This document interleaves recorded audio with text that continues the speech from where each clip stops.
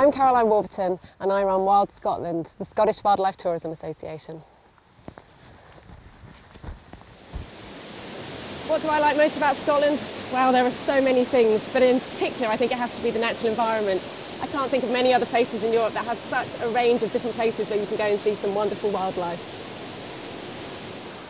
An ideal day for me in Wild Scotland would be when I'm out visiting one of the Wild Scotland members. For example, I might be over on Mull and I'd get the opportunity to go whale watching, or I might be up in the hills in Highland Perthshire on a Land Rover safari.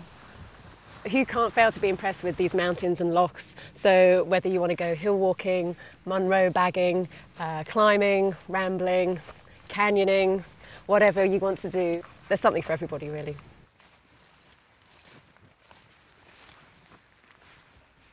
If I was giving a tip to somebody coming to Scotland to see the wildlife, I think the most important tip I would give would be to make sure that you find somebody locally who can tell you how to watch wildlife properly in the areas that they are.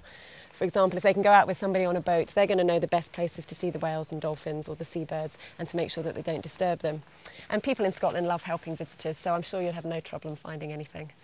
Here on Loch Shiel, for example, it's a great place for golden eagles and badgers and pine martins, and there's a boat operator here who will take you out and he knows the best places to see them.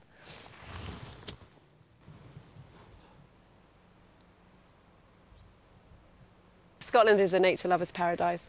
Whatever the time of year, there's always a great nature event taking place. In spring, we've got the arrival of the seabirds. We have some world-class seabird colonies, the Bass Rock, for example, Treshnish Islands, up in Orkney and Shetland.